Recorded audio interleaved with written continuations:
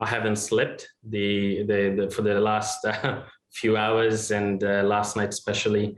Yeah, the timing of this news in the midst of this lockdown could not get any worse.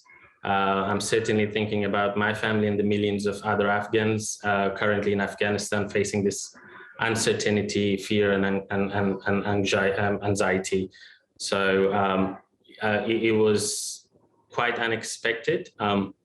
Although we were following the news of the deteriorating situation in the past few months, but it's just happened overnight, and it just feels like a dream. Have you been able to talk to your family? Yes, fortunately, I have been in touch with them. I spoke with them this morning. They, if I'm feeling it this way here, living in Australia, but they're actually feeling the anxiety, the fear, and uncertainty even more. And they are safe. They're in Kabul. They are safe, but we just don't know what's going to happen next. And what is your sense of whether there's going to be mass retribution by the Taliban against families like yours that were in some way involved with either the government, with coalition troops? That's a quite very important sentiment or concern that we all have.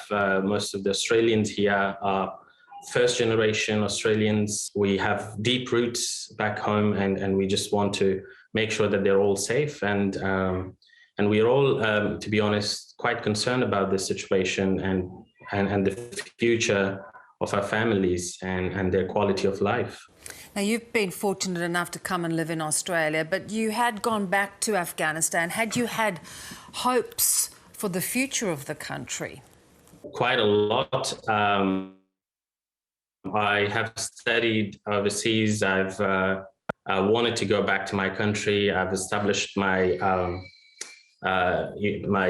career thinking about the future of Afghanistan and wanting to go back there and work there.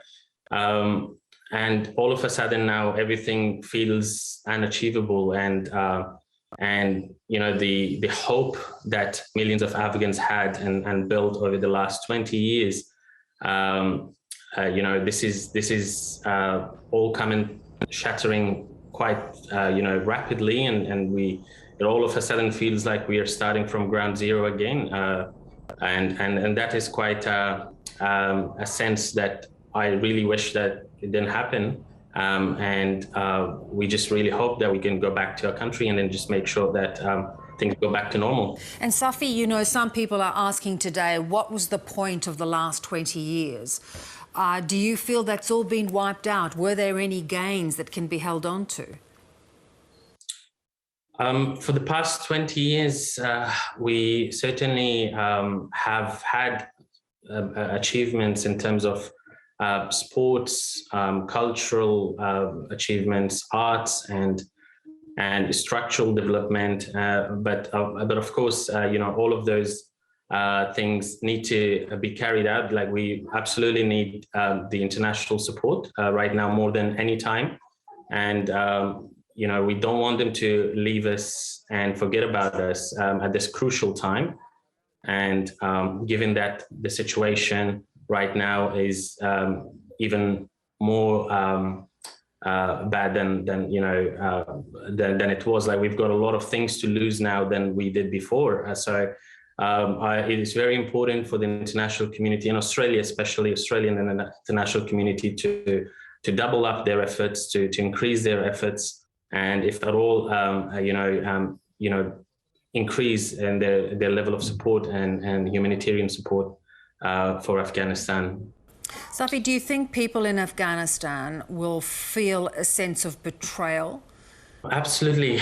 We certainly believe that we have been left alone. We have been betrayed by our politicians, and we are now here in this sort of situation because of the large number of corruption and the international community's withdrawal from Afghanistan at this crucial time. Ethnic groups like the one you belong to, women and children, how fearful are you for what life is going to be like for them?